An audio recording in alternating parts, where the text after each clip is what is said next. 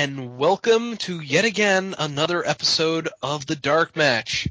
I am Ironbite. Dash, with me is... Hello, I'm Mr. War Machine. I am Subrick, and once again I'm doing this in my underwear. Gross. And I am, of course, your foxy friend Backlash, and it is time yet again for What is Iron Sheik Tweeting Now? Yay!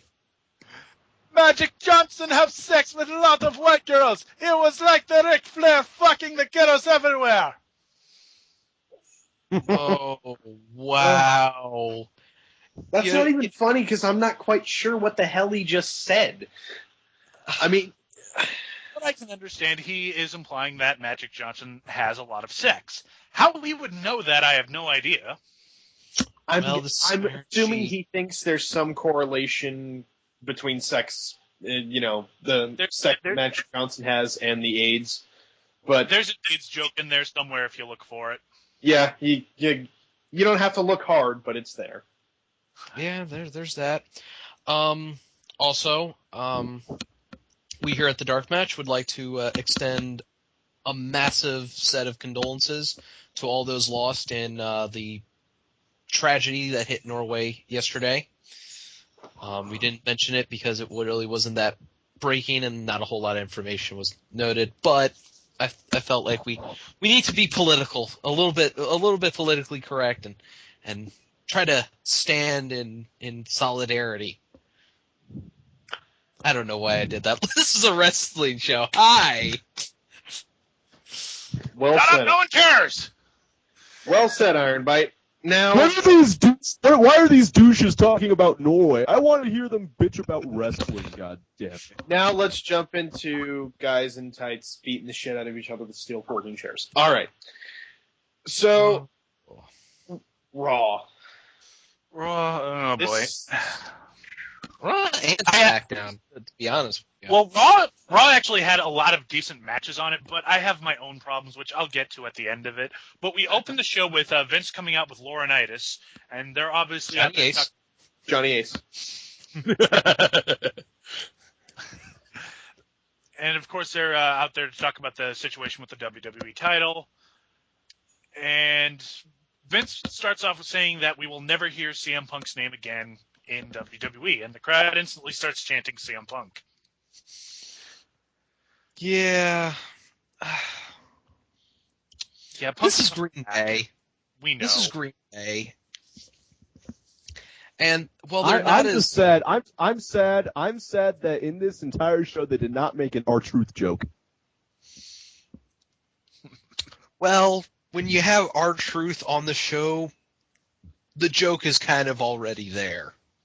Yeah. No, but considering that he's a crazy heel now, maybe he'd be thinking that was Milwaukee. Build into his mental instability. Yeah. Well, either way, Vince just he says that basically they're going to be holding a tournament to crown a new WWE champion. So tonight we're having an 8-man tournament starting off with Dolph Ziggler versus Rey Mysterio, R-Truth versus Jack Swagger, Kofi Kingston versus Alberto Del Rio, and Alex Riley versus The Miz. And the big thing to point out that John Cena is not going to be part of the tournament. This is leading up to something at the end of the show, which we'll get to. Yeah, it was. I actually liked it. I know they were trying to figure out what do we do since CM Punk was going to leave. Oh, we'll have an 8-man tournament. Brilliant! Give me a victory, Twinkie. And the question is really, what are they going to do for a championship belt? I really hope they get rid of the spinner. I know they had the spinner graphic throughout the whole night, but maybe that's just while they're waiting for a new belt design. That's what I'm crossing my fingers for. Maybe. Because as much as I don't like the direction that this is going in, I will be fine with it if we just get a fucking respectable-looking belt. Yep. Now, it is kind of funny that they made it an 8-man tag, or an 8-man tournament to determine who's going to be the new champion. Re-looking at this at this lineup, does this seem familiar? Just a little bit. Just looking at the tournament lineup, you've got Dolph Ziggler versus Rey Mysterio. Okay, that's going to be a good match. R-Truth versus Jack Swagger. Kofi Kingston versus Alberto Del Rio. Okay, now we're getting a little bit better. And then Alex Riley versus the Miz, which does not ever fail to disappoint. Were most of these guys in Money in the Bank last night? Or yeah, with the exception of one. Yes, this is basically the Raw Money in the Bank, and Evan Bourne was not invited. No, I think they replaced Evan Bourne with Jack Swagger, which probably means Evan Bourne hurt himself at Money in the Bank. No, they replaced him with Dolph Ziggler, which I don't really get, because I know in their mind, Evan Bourne, he's not a contender for the WWE Championship, but you jobbed Dolph Ziggler out in the first round anyways, so what's the difference? Yeah, there's that. First match of the night, we start off with Miz versus Alex Riley. Who is still selling the injury. Well, I think he kind of has to, because that was a legitimate injury. The human knee is not supposed to look like that. Yeah. Bless the Miz's heart. Just bless it. The man, if JBL watches Raw on a regular basis just to see what Miz is going to say next about him, and he's watching Miz basically work his heart out, bravo, Miz. Yes. Bravo. Watching Miz wrestle with a dislocated knee. And he's also going, you're an idiot, you're going to kill yourself, you're going to ruin yourself, Jesus Christ. But then the other side of JBL says, God damn, kid, you're actually good. So, of course, it's a very good match. And interestingly enough, Riley was actually kind of doing the whole heel thing of picking on the injury. Yeah. Which I guess you kind of have to in a match where someone has an injured knee. It kind of makes sense to go for it. Alicia Fox, take note of that.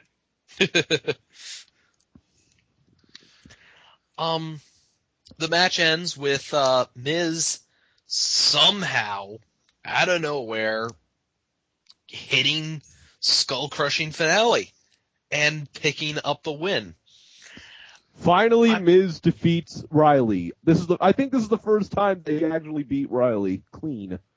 Yeah, it's kind of amazing. It's not the end of the Miz-Riley feud, but come on, do you really want Alex Riley as your next WWE champion? Yes.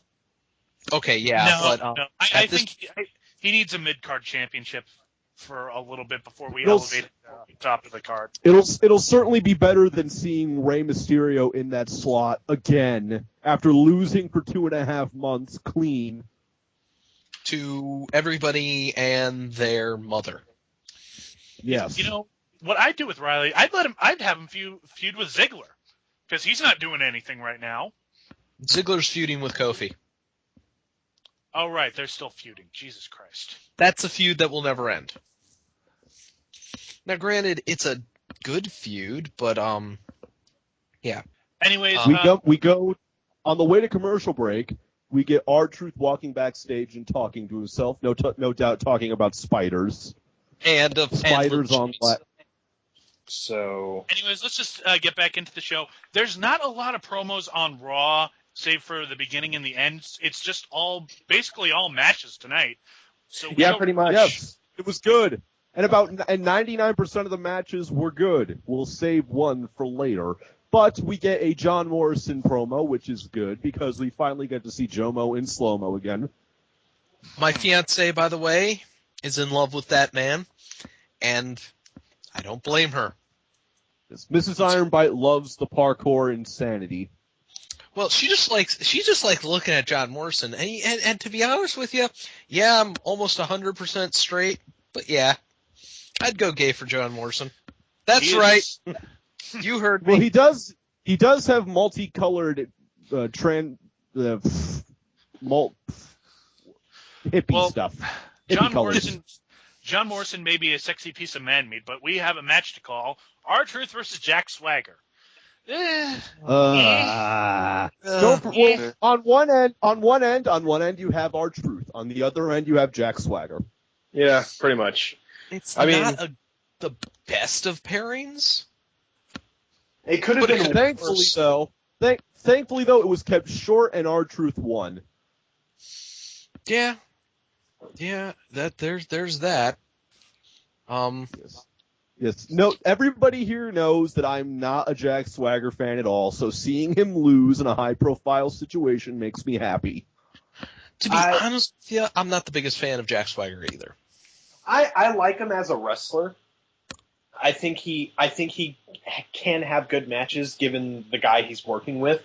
But the problem is he's Jack Swagger. He's boring, and he has no personality. The only thing flashy about him is the fact that he stole Darren Young's hair, glued it on his head, and bleached it. Okay. Wow. Let's move. Yeah. So up next we get Alberto Del Rio versus Kofi Kingston. We haven't even talked about the finish of the match.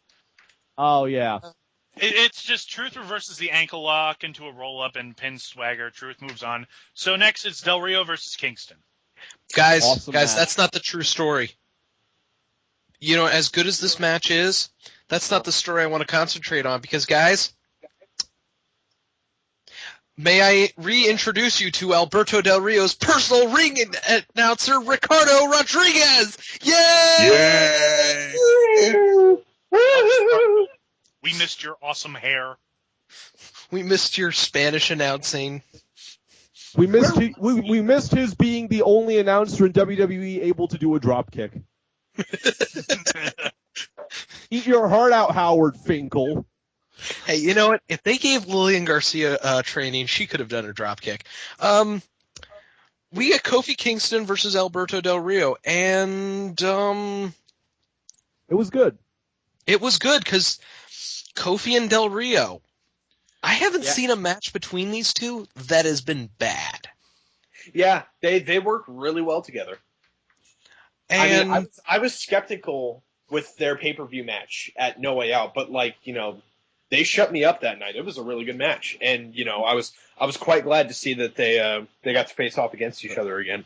It's not No Way Out. It's Elimination Chamber. WWE brass does not want you to remember the good pay-per-views. The match goes pretty much back and forth. It's one of those matches where you got two young guys who aren't afraid to let the other one have the spotlight. And the match ends with another roll-up. Kofi Kingston reverses the armbar into a roll-up and gets the pin and the win and moves on in the tournament. Yeah, and it was a great match. And the bracket now is Kofi versus Miz, R-Truth versus either Rey Mysterio and Orton or Dolph Ziggler. Go ahead, Backlash. No, I was actually. No, he basically said what I was going to say, but okay. We move on from that. After the commercial, we have Josh Matthews talking with Kofi, and he's basically saying he had some shortcomings at Money in the Bank, even though I thought he was really fucking impressive at Money in the Bank. Yeah, he did. That he is ready to become the next WWE champion.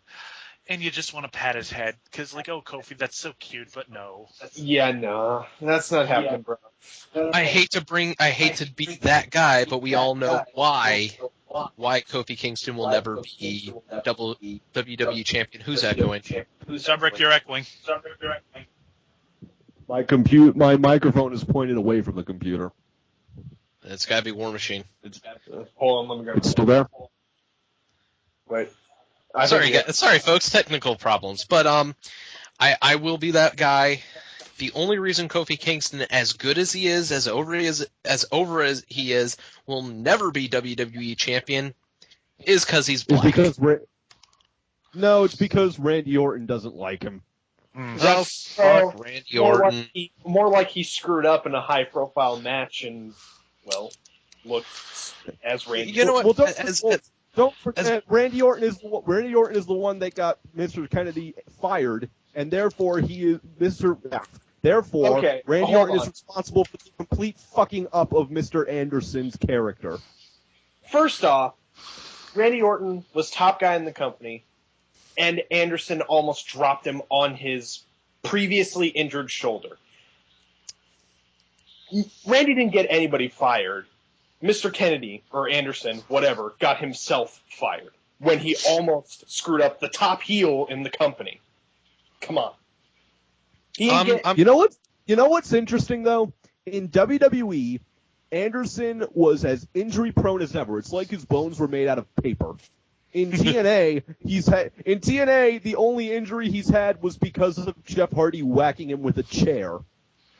Yeah. Drunk, probably. So That is kind of interesting.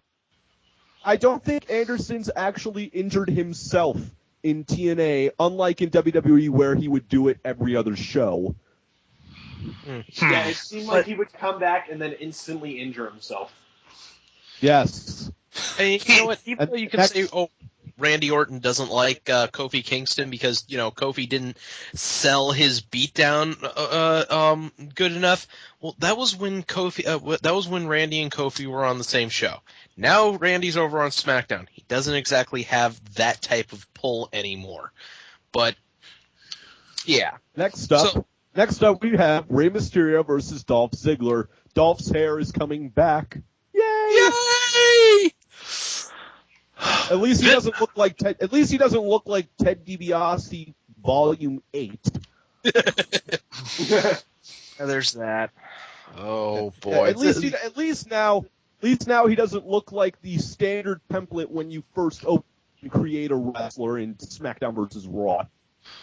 God, remember the panic we had when we saw him with that new hair? That brown hair? Yeah, we were like, who the fuck is this guy? No! Jesus Christ, all it's over. But no, he became super serious for 2 weeks, and then Vince is like, okay, this isn't working out. For once, Vince realizes that not having every new guy look exactly the same is a good thing. And even though Vicky Guerrero was at ringside in Dolph's corner, she didn't do a whole lot of stuff. No, she actually stayed kind of quiet, which, I appreciated. I think we all do. Since I've started to grow like X-Pac heat for Vicky. I just don't want her on my TV anymore.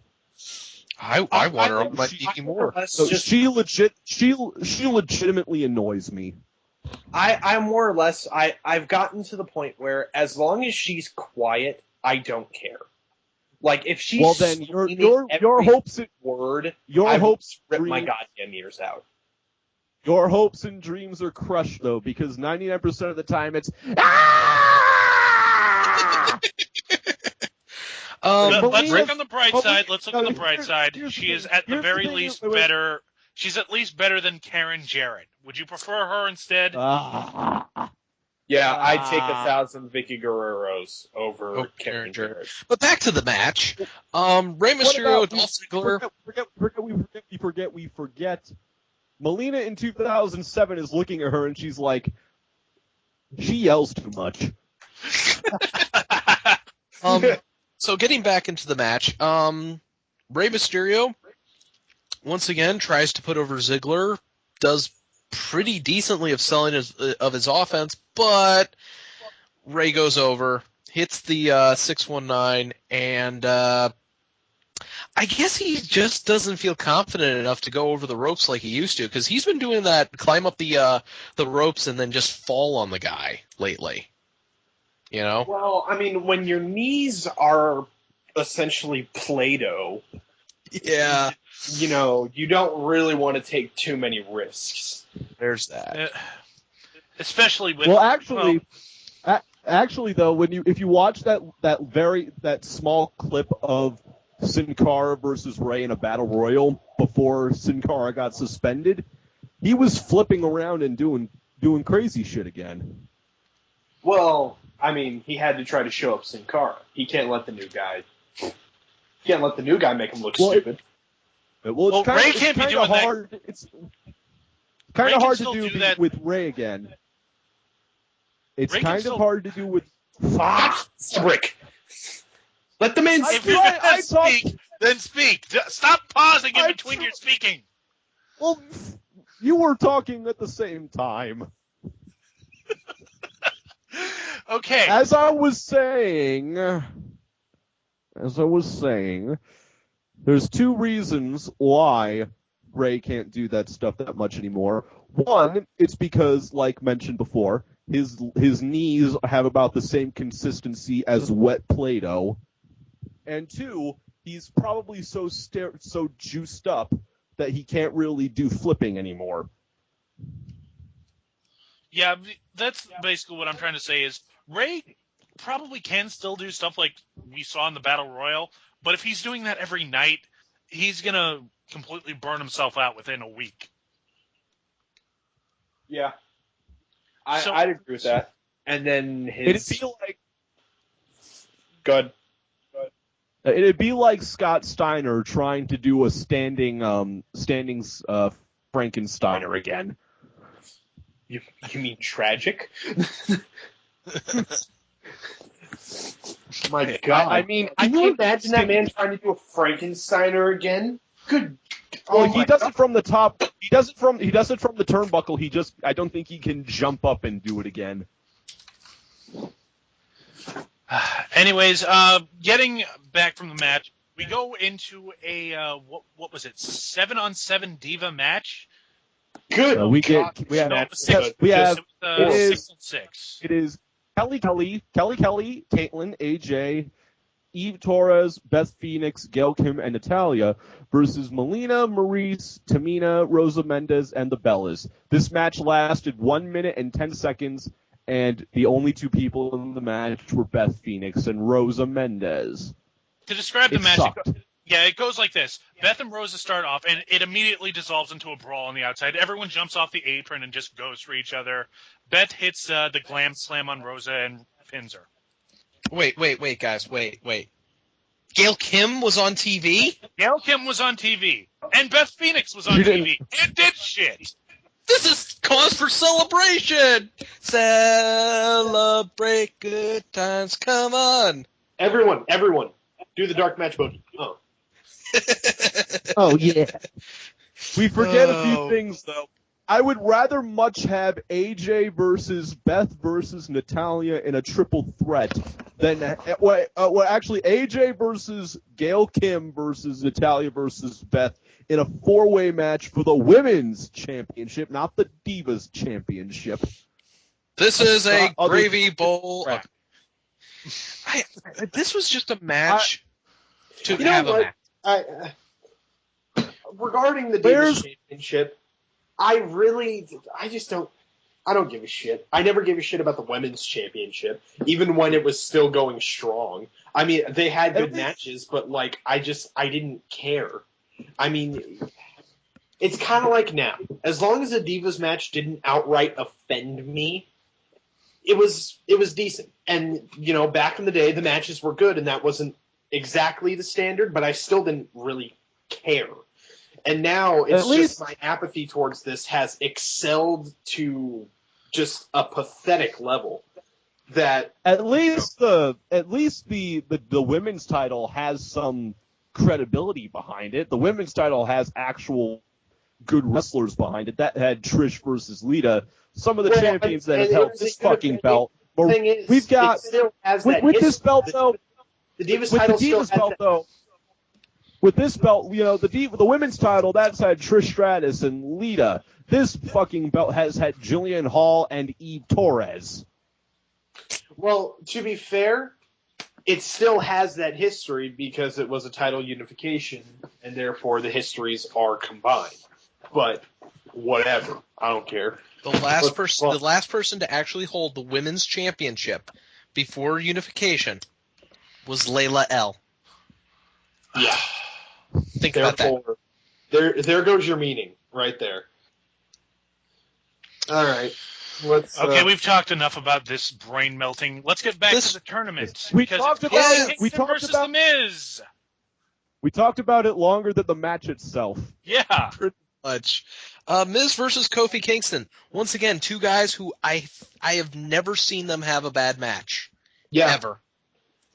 Well, I mean, I've seen the Miz have some stinkers, but Oh, But Together, I have these two guys have a bad match. I'd agree with that. I mean, to be fair, I haven't seen these guys wrestle too many times, so I don't know if I can completely agree with you, but it's not that hard to believe. They're both incredibly talented. Mm. But, Miz comes out, he's hobbling, as per usual. He's still selling it. And, do we know if that was a legit injury or not? It was a dislocated kneecap, but that is not a serious injury. They can pop that back into place, and you're good to go the next night.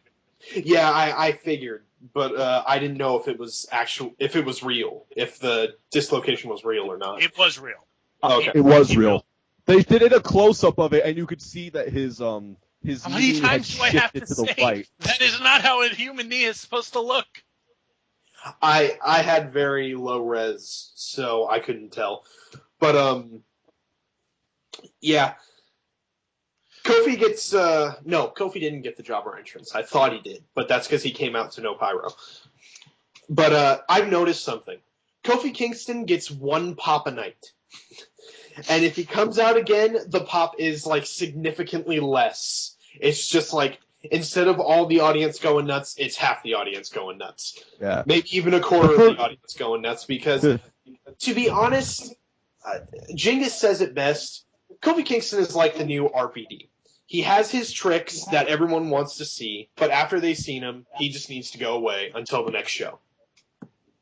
I mean, because while he's talented, he does have somewhat of a limited moveset. I mean, he's athletic, and he can probably improvise pretty well, but,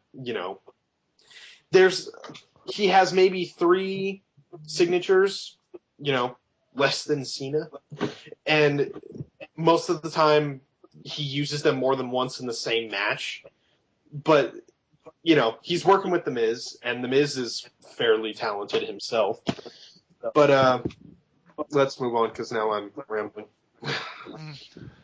Anyways, they go back and forth. A lot of near falls in this match, but eventually Miz is able to hit the skull-crushing finale and get the 1-2-3.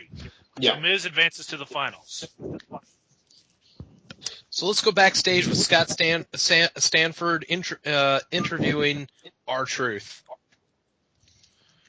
Truth is pretty much giving his typical heel spiel about how he deserves to be champion, and There's a conspiracy. yeah, Put spiders on the ladders! mass conspiracy, and All the little Jimmies. yeah, all the little And Jimmies, and the big Jimmies, and the senior Jimmies, and the Ching Chong Jimmies, and what else Jimmies I can think of. They're all against me. Even the spiders on ladders and briefcases are against him. So he says the conspiracy won't stop him from beating Ray, and that he's gonna win. He's gonna win the title, and that's the truth. He says specifically that the title is going to get got. Yep. And then we get a promo for Andy from Tough Enough next.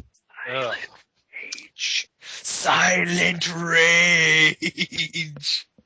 Dude, I like Andy. Andy was the one I was pulling for, but there's really no need to show like his background when he's not on the show. Yeah, please just have him debut so that, we can get this over with and go back to, making. Although it was a smart decision on WWE's part to send him to development and not immediately put him on TV, because that's the same thing they did with John Morrison when he won Tough Enough. They put him in development, and they spent a year getting him all good, and then they brought him up. Right. So Moving the next on. match is Rey Mysterio versus R-Truth. It was an okay match. Yeah. I mean, we knew who was going to win because they weren't going to have a heel match. So it kind they of had one in the match because, Evan Bourne couldn't be in this tournament for some reason or another. Who knows? But we knew who was going to win, obviously. Spoiler alert, Ray. And, I completely forget how he beat R-Truth. I know he beat him. That's how sad it's become with Ray. I know he beat It's the exact same way he beat Dolph Ziggler. 619 Big Splash. Not even a big splash. He fell out of the corner and won. Yeah. I mean, And it's there's just- there's a logic problem with Ray just falling out of the corner, because when he would jump and fall out of the corner, that would be more force coming down. But Ray is only like 175 pounds, so him just sort of falling out of the corner isn't going to have a lot of impact. You're questioning the logistics of wrestling? Yes. I'm the guy that's been saying for the last 3 weeks, why the hell is Rey Mysterio in the title picture if he's jobbed clean for the last 2.5 months on pay-per-view? He's lost about 90% of his matches since WrestleMania. He should be nowhere near the title picture. The only reason he's in the title picture is because he's over with the crowd. That's it. Yeah, pretty much. So now we've got the finals set. Rey Mysterio versus The Miz to be crowned the new WWE champion. But we've only got about 10, 15 more minutes left to go. There's no way they can pull this off. Guess what? They realized that too. Even with Overrun, they couldn't pull this off. So out comes Vince. McMahon. Out comes McMahon and says, "Sorry guys, I'm postponing your match till next week. I've got some business to take care of." The crowd goes nuts. They're booing, they're hissing, they're hollering, and both of the guys look incredibly pissed off. And he's just like, "I'm sorry, I have to take care of something." Well, Miz didn't even come out to the ring. Ray was just there in the ring waiting for him.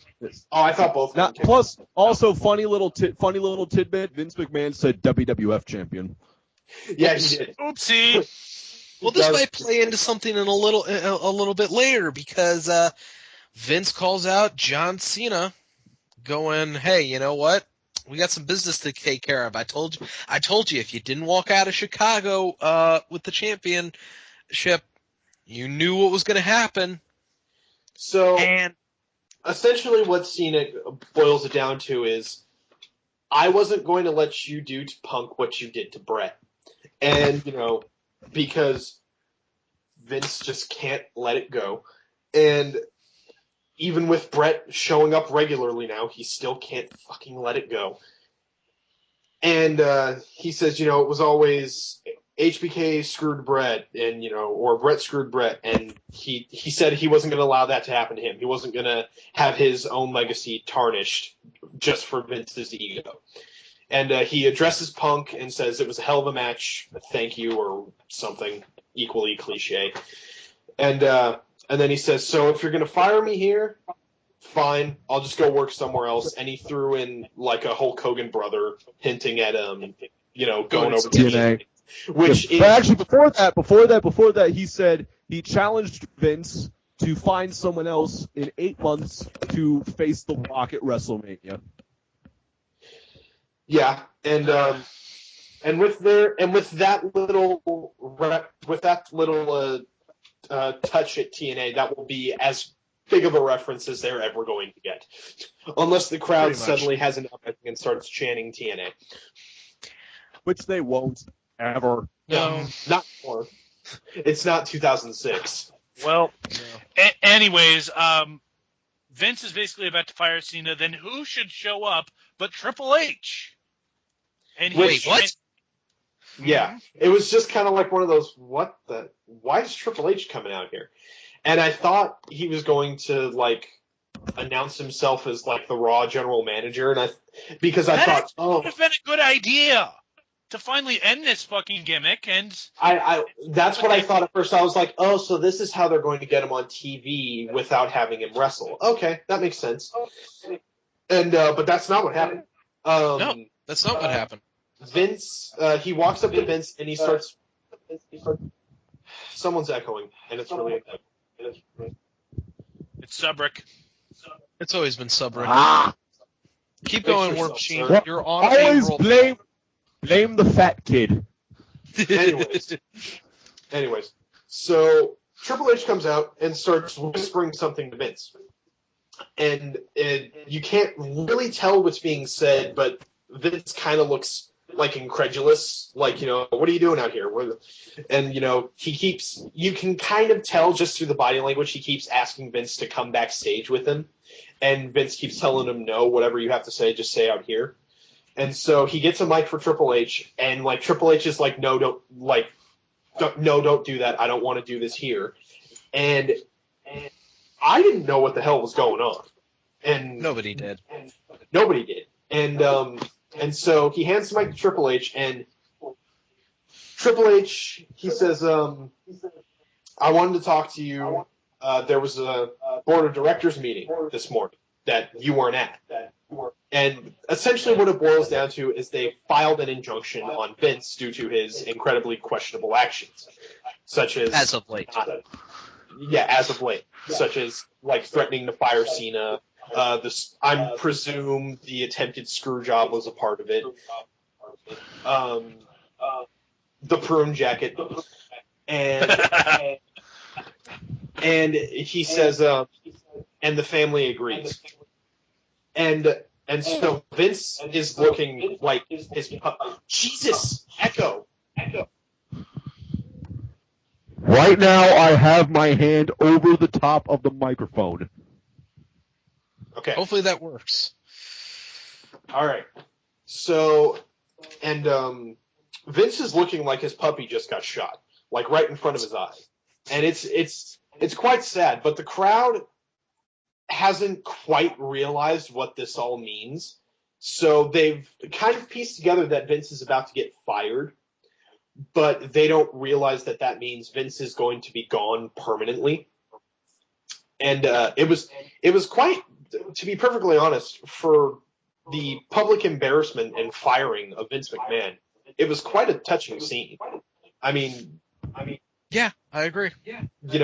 Vince starts crying in the ring, Triple H starts crying after, and there was a real tear. I love Triple H, like, through the tears says, I love you, Dad, or whatever. I love you, Pop. Yeah, I love And you, Pop. And it was just like, oh God, this is such a downer ending. And you know what the thing was? The thing, when he said, I love you, Pop, the entire crowd went, oh. Yeah. And and I think that's when it kind of set in for people that Vince was leaving. This was him, like, retiring at least the Vince McMahon character permanently. And this is wrestling, so what is permanent? Here's the thing. Yeah, I agree with that. I agree with you. Here's the thing with that. This is the 4th year in a row that they've done some big Vince McMahon is going away angle. Forever. In 07 they did. In 07 they blew him up. In 08 he got crushed. In 09, I completely forget what happened in 09.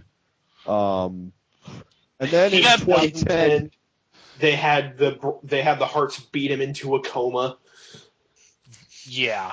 No, it was 2010 that it was Nexus that beat him into a coma. Oh yeah. Whatever. In 2009, I have to look this. So technically, I was right. All right.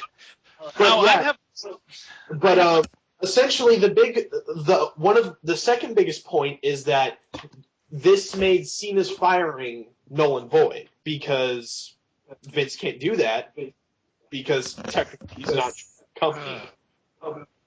Now, I can hear some of the voices of discontent in this chat and around the world that John Cena's not going to get fired. So, before I let the bitching commence, I'm just going to get my feelings out. I knew they weren't going to fire him again. I didn't expect, I knew they weren't going to do... Subrick! Move your shit! I still have my hand over the microphone. It's not good enough. We can hear the echo, man. If you're not talking, mute your mic. All right. Anyways, I knew they were going to fire him. I knew they were going to find some way to weasel out of it. I'm just glad they didn't fire him and have him come back to wage war on Vince McMahon. And a lot of people are saying that they were going to take him off TV so he could recuperate from injuries. But here's my counter to that: we didn't hear this from any horse's mouth. We heard this from a dirt sheet, and we all know how reliable those are.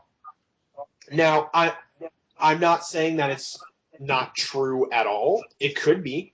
Like, for all we know, he could be hurting, but they just don't have any big face on Raw, except for Ray, but they're probably not going to put the belt on him to take over while he's gone. And, I don't really mind the fact that he's still on TV. I honestly don't care. I don't care that they didn't fire him because this was such a plot swerve. Like, we've all been taking digs at TNA for this, like recently with this shoot angle and essentially a semi-network angle that they had with Vince McMahon with the ousting from his own company. And, Vince Russo, take notes. I mean, this is how you do it. And a lot of people are saying that they should bring just straight bookers back to have them book angles and stuff like that. But this type of stuff shows what writers and bookers can do together. And, granted, you have to have some pretty solid creative minds. And, that's not to say that Vince Russo isn't creative, because he is. He's just not creative in the right way. He's like creative like a 5-year-old is creative. Well, honestly, I'm sick of this constant... and someone's fucking echoing again. I'm sick of this constant, we're going to fire John Cena. Oh, no, we're not going to fire John Cena. It's War Machine this time. Yeah, hold on, let me get my earbuds. Right. War Machine, you're echoing! Shut the fuck up. Just think about it. It's the second time in less than a year that they've done this. It's already old, it's already boring, it's already predictable, and I just don't care. And WWE, they don't think in the long term for stuff like this. If they kept Cena off for like 3 months, brought him back at the Royal Rumble, build up some big monster heel that takes over Raw, then Cena can come back triumphantly, they'll get a huge ratings pop. They'll get huge pay-per-view buys out of the triumphant return of John Cena. But no, they're not thinking about that. They're thinking he's got to be on TV every Monday night. We got to have Cena on all the time, otherwise he's not going to make us money. He could make You see, that's the thing, though. They're partially right when it comes to that, because their entire marketing scheme at this point with Cena is directed at the 8 to 12 crowd. And, and they have...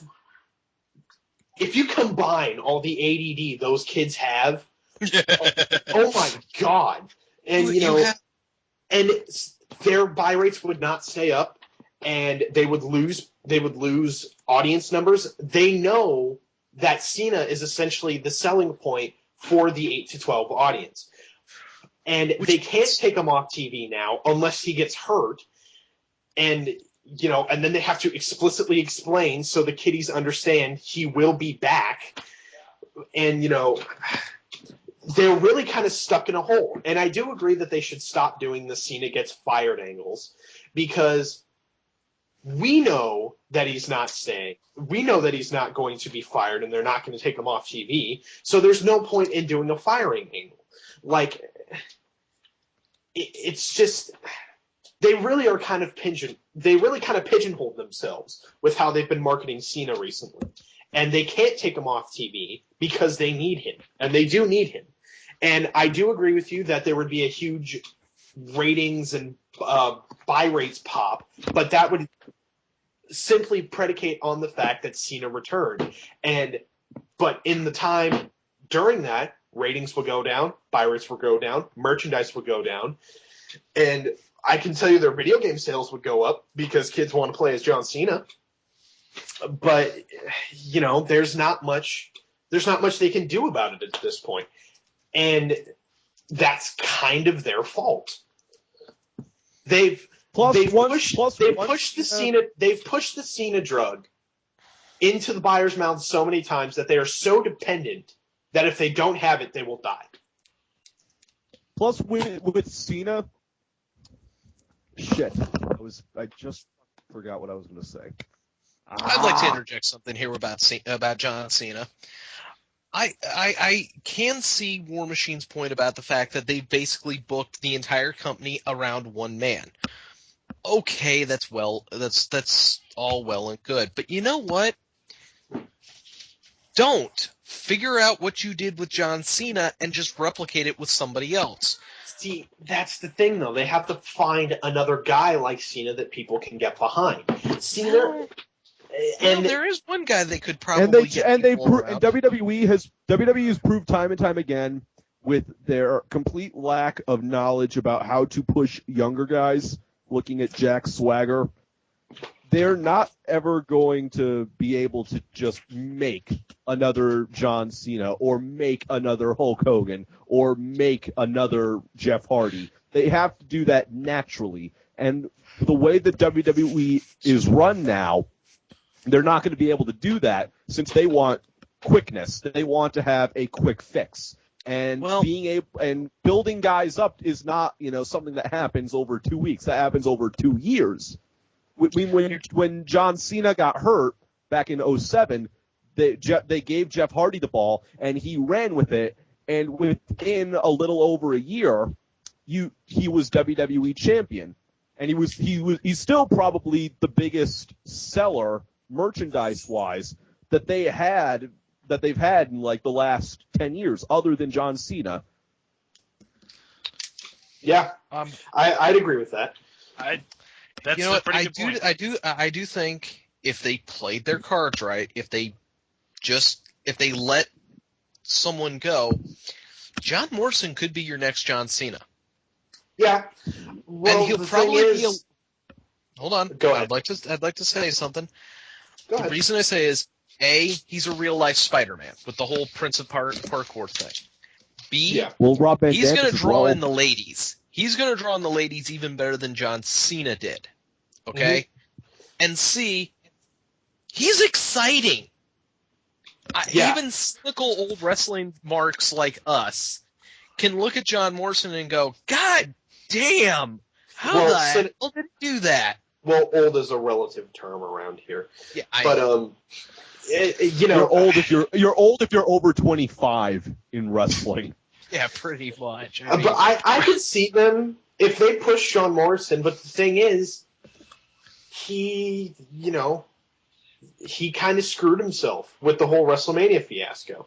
And, again, we don't know what exactly actually happened. Besides, we don't know what exactly happened, but the theories make a lot of sense considering how he went from oh, look, this guy's obviously going to be the next in line to no, he's jobbing to Ziggler.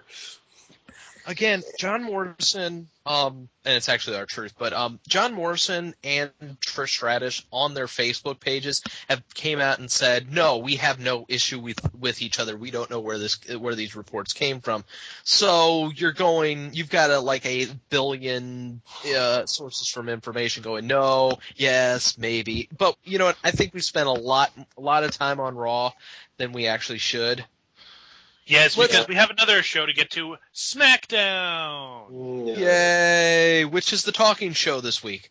Yeah, and we open the show with Randy Orton pulling a CM Punk and sitting in the middle of the ring, basically saying everything in the WWE is screwed up. They have no champion. Vince McMahon is out of power. Triple H is running the show. And the only thing he cares about is that he has to deal with Christian. He wants his title back. Because if you haven't seen Money in the Bank, basically it involves Christian spitting in Randy's face, which things led to him. Christian spit in his mouth. Orton kicked him in the sack. Christian's champion. And I loved it. I loved that ending to that match. It was just perfect. Oh yeah, it was perfect. But we've covered that in detail on the Money in the Bank show. So let's move on. And Christian comes out and he's holding up the World Heavyweight title belt. And yay! Sorry. And the fandom rejoice. And Christian apologizes about the unfinished business. And Orton essentially goes into the cliched we're going to find you, we're going to kill you, tell all the other curs I'm coming, stuff like that. It's a standard back and forth. Like, oh, I want my title. It's like, hey, you lost your title. You spit in my fucking face. You kicked me in the balls. It was like an Abbott and Costello thing. Pretty much. Except, it wasn't like Randy. Fuck, I fucking forgot it now. That R-Truth ran Randy, Jimmy. Do not know how many times I've done that exchange with my SO. It's just so much fun to do. But no, this was one of those things where Randy and Christian have great on the mic chemistry. And basically, Christian says to Orton, "You ain't getting your rematch tonight because, yeah." And so back in the line, and then I'm gonna go talk to my lawyers. And Orton decides to say, "You know what? Screw the lawyers. I'm gonna settle this now." And it's the Mac Militant. Coming to get it on. I love you, Teddy. The referees stop Orton, and Teddy essentially says, "I'm not going to lose control of this." He tells Orton he'll get his rematch, but he's already facing Kane tonight, so it's not going to happen. And then he puts Christian in a match with Jackson. And ding, ding, ding, the bell rings. Let's go. You're right. So, this match against Ezekiel Jackson. Subrick, you're echoing again.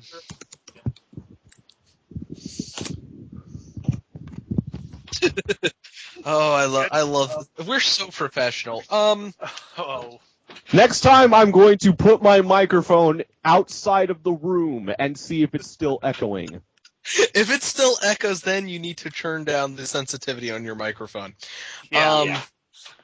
So it's a Guitar Hero microphone. It's not able to do that. Right. This is a match. Ezekiel Jackson versus Christian, champion versus champion. It's okay. Non-title. It was still Ezekiel Jackson though. Yeah, and that was the big problem. It was Ezekiel Jackson. The man is not a good wrestler. He's big, he's lumbery. I don't think But at least Ahmed Johnson was able to do stuff other than a suplex. Yeah, other than five power slams. Oh. Well, the scoop slams are actually pretty damn funny.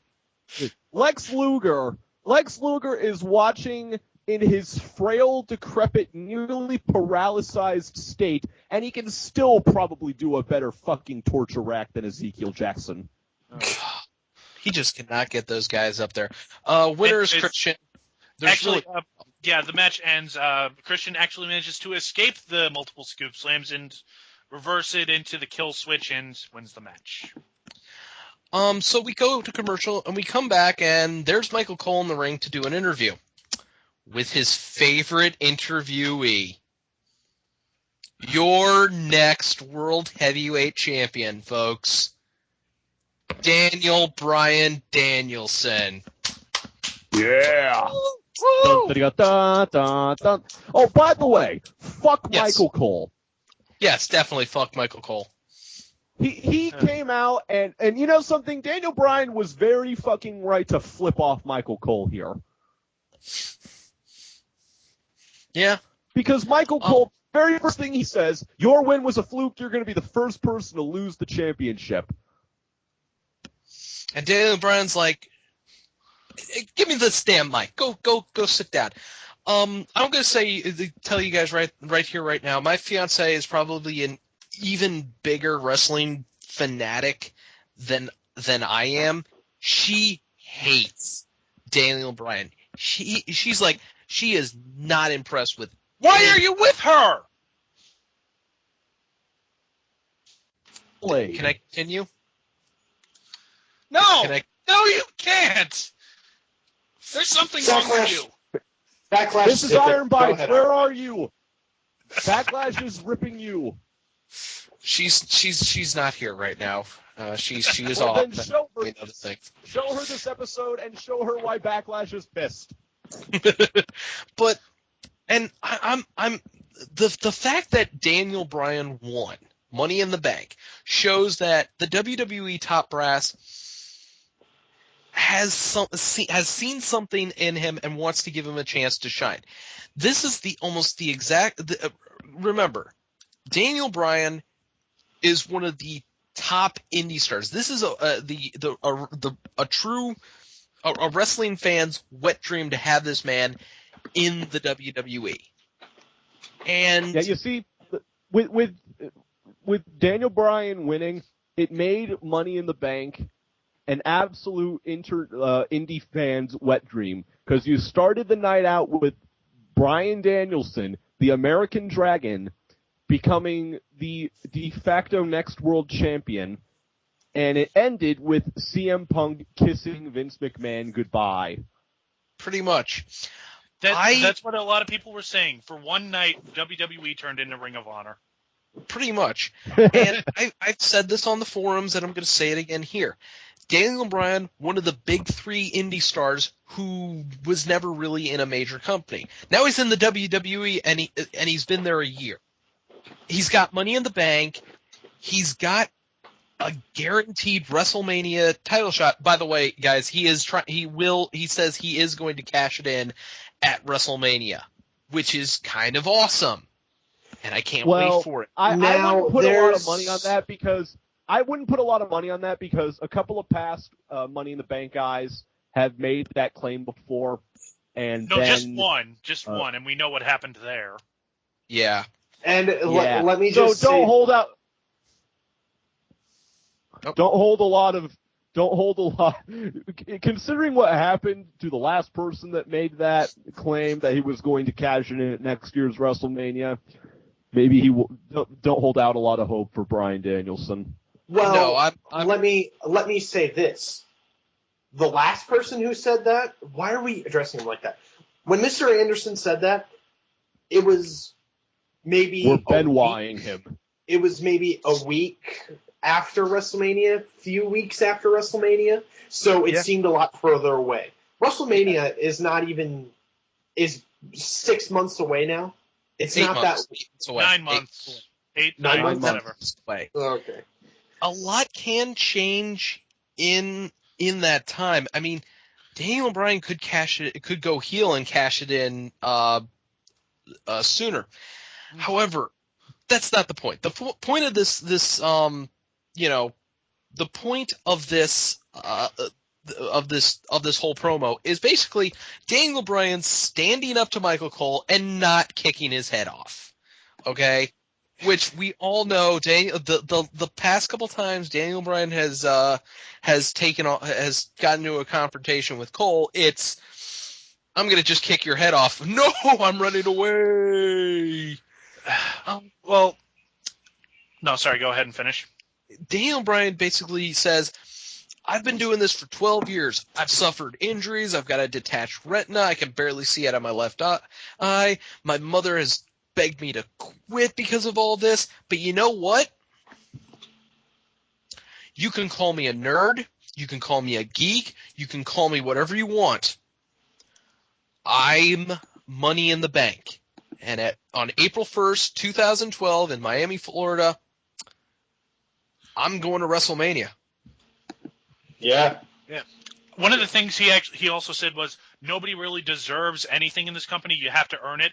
And if one thing, Michael Cole didn't deserve to have a marquee match at WrestleMania. And thank God someone finally said that on the air. Everybody's been thinking it on the air, but nobody said it on the air.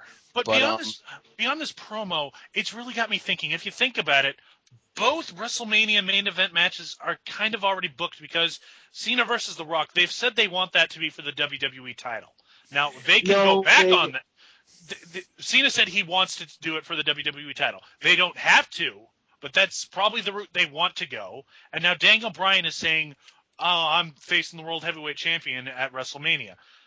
What happens to the Royal Rumble winner? That's my question. It'll probably be a 3-way. Like one of those two. I mean, yeah, one of those two will be a 3-way. That's if Cena is WWE champion. Yes, they want that to happen, and they're going to try their damnedest to have that happen, but might not be, Yeah. And you know what? To be quite honest, I don't think they'll do that.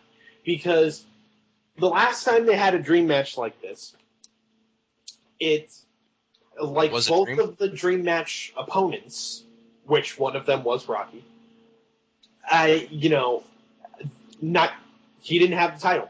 And so I don't think they're going to do that simply because they want the world, they want the WWE title to have, a challenger. They want it to have its own match and not have it be like, because if it's for the WWE title, we already know who's going to win. Spoilers, everybody. Cena wins. Yeah, because they're not just going to give it to The Rock. As much as people would jack off over it, it's not going to happen. Because, let's face it, Rocky's not going to be around after WrestleMania. In fact, I could see him disappearing permanently after he got put in the Hall of Fame, had his dream match with Cena at WrestleMania. The only thing that might get him to come back is maybe Rock Austin 3. Or 4 now. And, yeah. But and they would have to do Austin. Before that, they would have to do Austin versus Punk before Austin versus Rock 4. Yeah. That. But so moving on, because we actually have a match after this promo. Up next, but then out comes Heath Slater, and no one wants him. He cuts a promo, and I instantly look for something to jab myself in the ear with. Oh, I tried to jab myself with I grabbed my pug when I was watching this. He looked at me funny as I tried to ram him down my throat to make the pain stop. It was just, oh my God, why are you even out here, Slater? Why are you even trying to... He says that Daniel Bryan chose the grand stage of them all to achieve his greatest failure. And he says probably the most redundant fucking thing ever. Daniel Bryan, you will lose because you are a loser.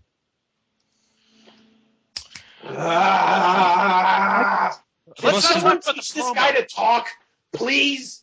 God. And then he says that Bryan was a loser on NXT, a loser in Nexus. Well, then again, everybody in Nexus was a loser, especially as time went on. And he's going to be a loser tonight, courtesy of the one-man rock band. That is such a fucking stupid fucking Honestly, nickname. on the subject of the Nexus, I'd say Bryan was the least loser because the longer you're in the Nexus, the more of a loser you are. Pretty much. Michael Tarver and Skip Sheffield had the right idea of getting injured. So we have match number 2, Daniel Bryan versus Heath Slater. And as everybody knows, Heath Slater was the first person Daniel Bryan made tap out to the LaBelle lock when he came back at Survivor. Was it Survivor? No, that was Darren Young. Oh, it was Darren Young, right? He was the second person. Darren Young is more forgettable than fucking Wendy's chick. Daniel Bryan and Heath Slater. That's the internet poll of the day. That's the DarkMatch question of the day. Who is more forgettable, Black Cena or Wendy's chick? Oh Lord. Daniel Bryan and Heath Slater have a match, and that's all we can really say. Is it good? It is, because Daniel Bryan kind of drags it towards good, but then again, Heath Slater is dragging it towards bad. Heath Slater is just one of those guys who is not good. Not good at all. It's just not good. Well, he had his moments at Money in the Bank, but that's mostly because of Justin Gabriel putting him over. Yeah. But anyways, to make a long story short, they actually do a really good finish where Brian gets Slater in the corner, and it looks like he's going to tornado DDT him, but right before they go down, they go back up, and he's got him in the guillotine choke. And then adds the body scissors. And guess what Michael Cole does not call correctly? Anything! But Cole, I get it. You're a heel. You're a crappy-ass heel. But you know what? You've been burying Daniel Bryan since day fucking one. And the fact that you've been put in your place basically shows Vince doesn't care about you anymore. You can go back to being the ineffectual little, okay, I'm just here to call the match. I'm here to be a broadcast journalist. You're not. You're a paid actor in a stunt show, but whatever. So we get to talk about the Big Show Mark Henry match at Money in the Bank. And we go to the back, and Matt Stryker's talking with Mark Henry. God damn it! I hate Mark Henry. I hate Mark Henry so goddamn much because he's essentially everything. When I go back and watch stuff from the Attitude Era, I notice I hate a lot of stuff. And Mark Henry is the catalyst. He's like the pinpoint of all of it. I hated him then. I hate him now. If he just disappeared, that'd be great. And just stop showing up to WWE TV. Not died, just stop showing up to WWE TV. That'd be great to me, because I wouldn't have to look at his fat ass anymore. Okay, it's a double dose. Well, it's a double dose of fail. Matt Stryker and Mark Henry. Son of a bitch. Come on. I do not like Matt Stryker. Everyone knows this. I do not like Matt Stryker. There's a very good reason why Booker T replaced him. Oh, don't even get me started on Matt Stryker Booker. blows. He was an improvement. At least he's better. I like him. I like Booker way better than I like Matt Stryker. Matt Stryker. Why? Booker repeats the same three things over and over again every night. Oh, look at here, dog. Look here, dog. Oh, he's about to do that. Even though you can clearly see he's about to do that. Matt Stryker, I know what I'm talking about. I'm a wrestler. Is bullshit. The jumping angel bomb double stomp will be forever remembered fondly by us smarks. All right, so moving on. Matt Stryker's far more entertaining. We get the rewind of Vince getting fired on Raw. And then we have a WWE rewind of Wade Barrett attacking Sheamus after Sheamus took on Sin Cara last week. And this leads to Sheamus versus Wade Barrett. This was an okay match. This is obviously a Sheamus face turn, which I'm okay with. Yeah, I'm okay with it. Because I would have thought it would be a Wade Barrett face turn. No. What am I talking about? Wade Barrett Wade Barrett being used in an effective manner? Oh, poppycock. Oh, I'm sorry, guys. I really am. I got my hopes up. This is actually a good match between the two. I mean, Sheamus has had his ups and downs with he gets good matches out of certain people. And Wade Barrett is, well, Wade Barrett, but for whatever reason, they meshed well. Yeah, I mean, I don't really know what to say about it, because I was so floored that Wade Barrett had a good match. You're like, what? Yeah, it was confusing. I haven't felt this confused since Bandcamp. And...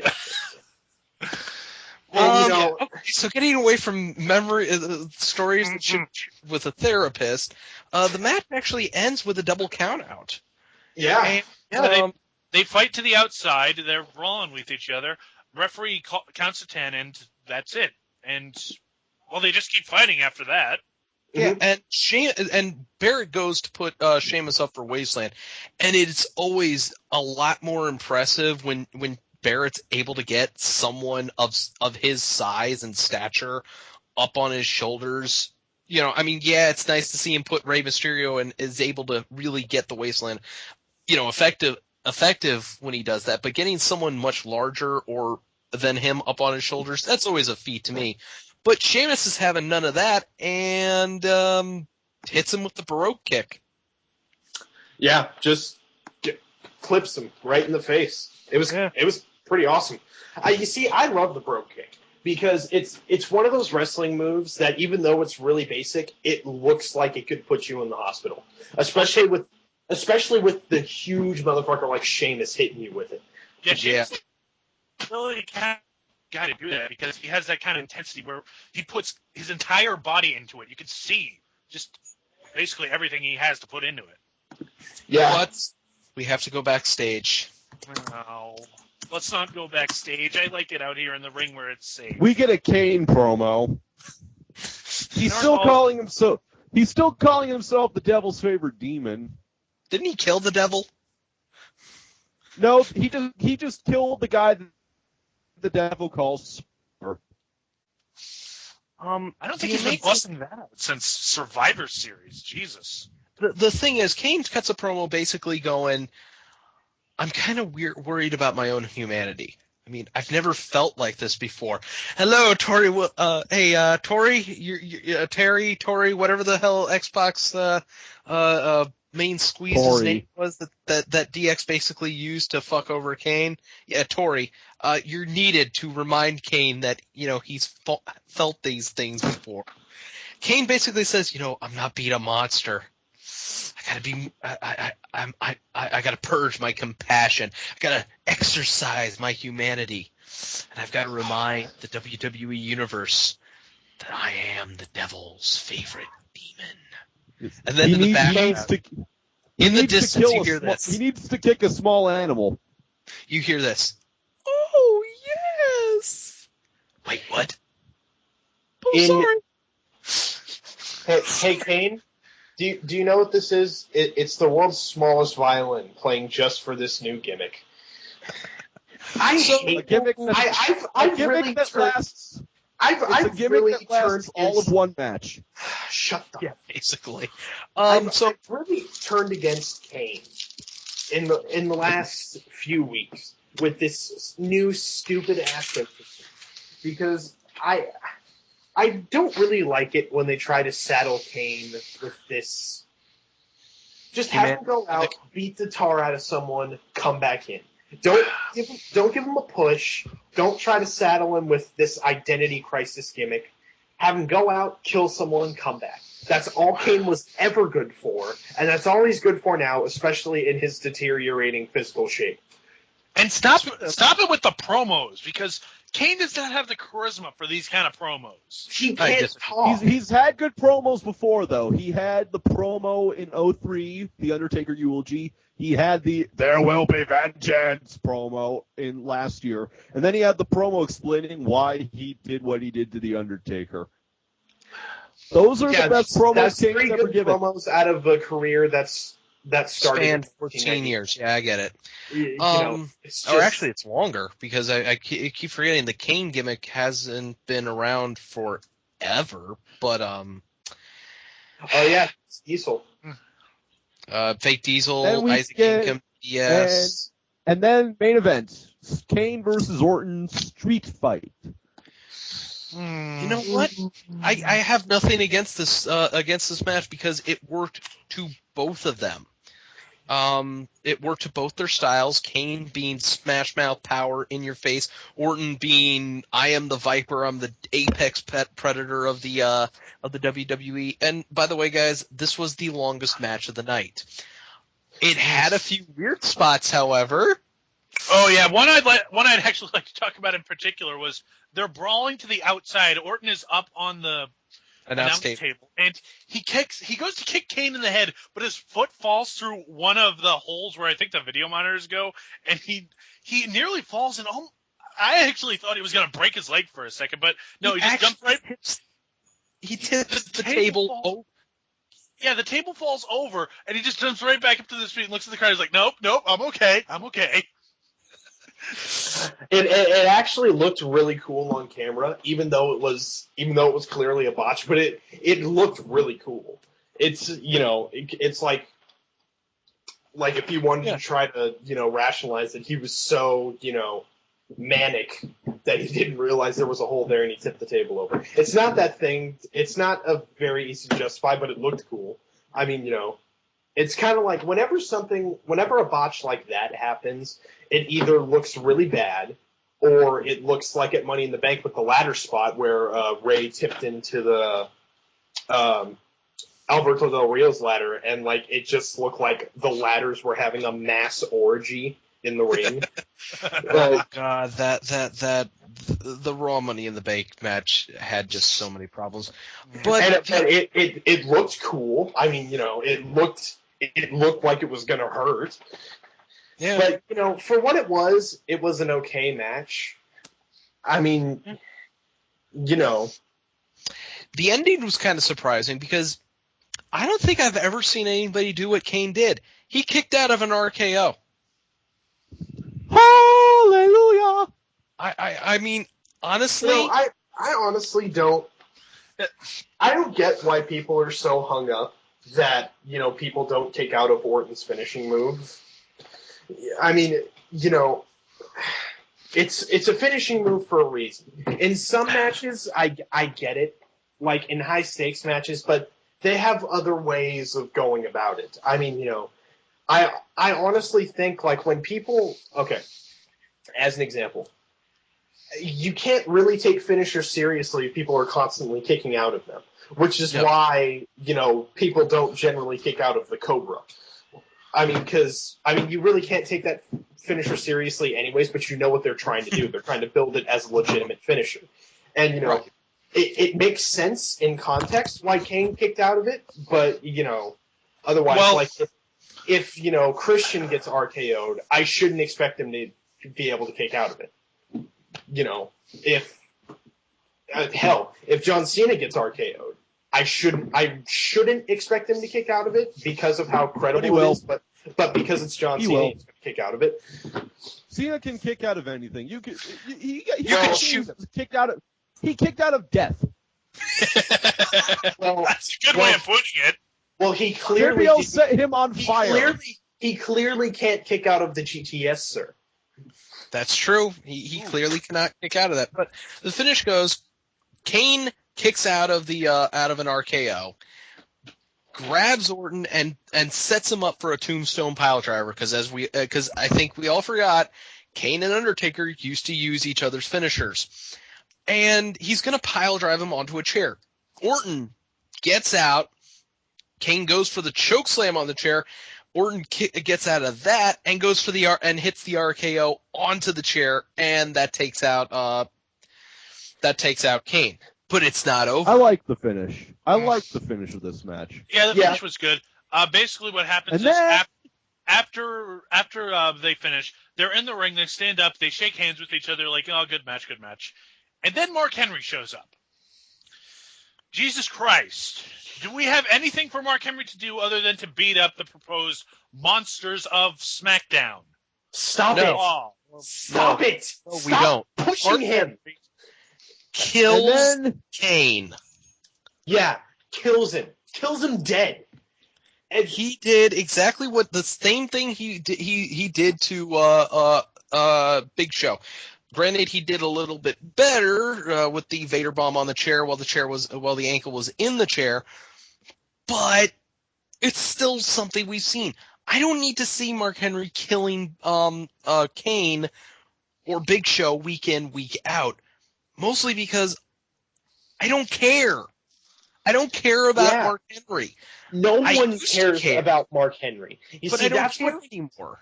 That's what they don't seem to realize. No one cares about Mark Henry. No one wants to see him. That's why he gets booed. It's not because people don't like him and he's getting heel heat. It's because no one wants to see him. Get him off my TV. Get out of there. It's X-Pac heat at this point. The thing is, And you know what the thing is? Two things. One, I personally will never ever be able to take Mark Henry seriously again after he leprechaun danced with Hornswoggle. Well, I can't take him seriously. And let me finish. Secondly, the thing about this newest push with Mark Henry is, even though no one gives a fuck about him anymore, it is admittedly the most effective they've done to push him as a monster. Certainly Which better is than when sad. he feuded with Undertaker. Certainly better than his push in 2006.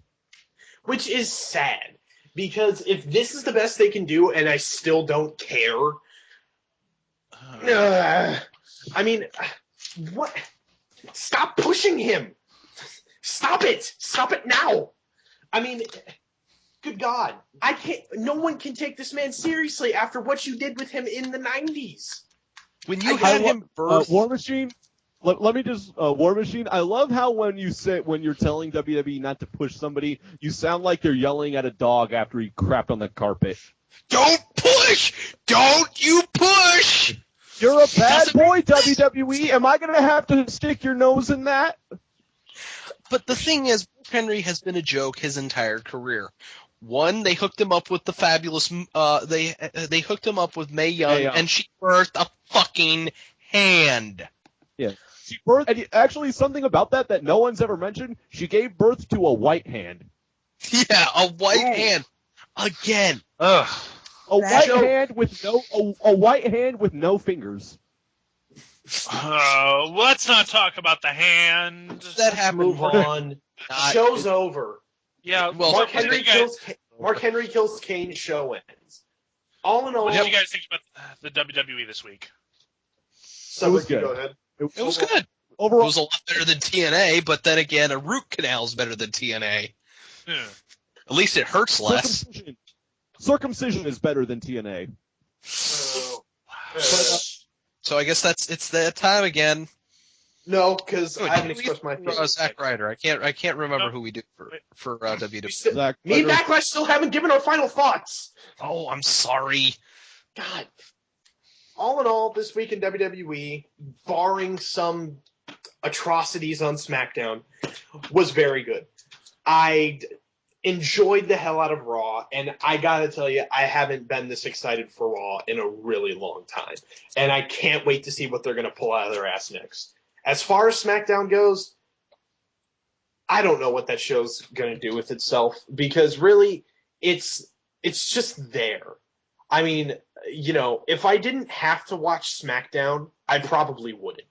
Just not because I don't like it or anything, because there's some very good talent on that show, Daniel Bryan being one of them, or Bryan Danielson, whatever. I enjoy a lot of the talent on the show. It's just that show is so ineffectual and just like almost non-existent to me that I barely want to watch it. And, it's more out of apathy than, say, for TNA, where I don't want to watch it because I don't want to suffer an aneurysm. Yeah, Go ahead. No, go ahead. All right. Well, basically, all I have to say is I was interested to see where they were going after Money in the Bank, and I guess with this whole Vince being fired, I'm still interested to see what they're going to do with Triple H. I'm interested to see how they're going to build up Daniel Bryan properly for WrestleMania, and God help me, I'm interested to see where Randy Orton and Christian is going. So WWE is still succeeding. They need to stop with the stupid John Cena angles. And They need to just stop let him go heel. firing. Please, just let him go heel. No, they're not going to turn him heel. They need to stop teasing the firing. No. I said let him go heel, as in HEAL. Yeah, and we're saying that's not going to happen. They will never turn Cena heel. Until the kiddies grow up, they're not going to turn him heel. Not turn heel.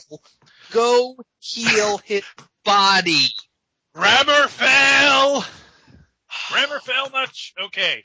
Anyways, actually, before we get on to that, War Machine, I must ask you something. Which gets you more pissed off? The fact that WWE keeps pushing Mark Henry, even though no one wants to see him pushed, or Tracy Brooks' big fat fake floppy boobs?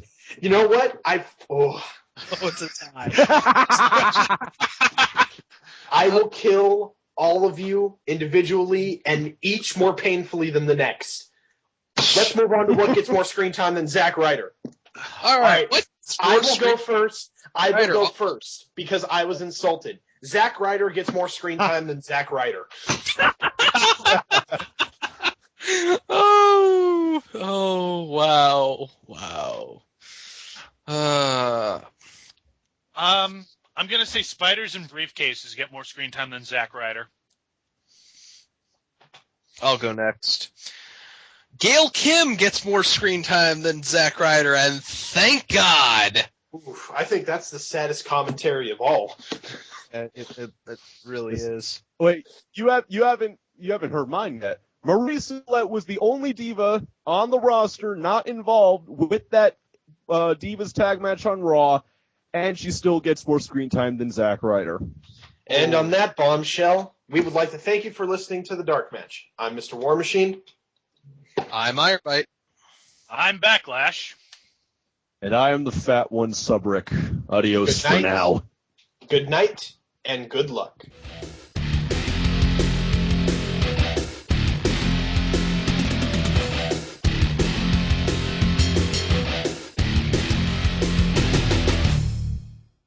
War Machine, you got any thoughts on this match? War Machine. Hello. He evaporated. Wow. Crap. We have a man down. Man down in the dark match. Man down in the dark match. Oh wow. Maybe he's going through shell shock like Tom Hanks in Saving Private Ryan. All the talk about Money in the Bank is making him remember the one time that a ladder fell on him when he was a little boy.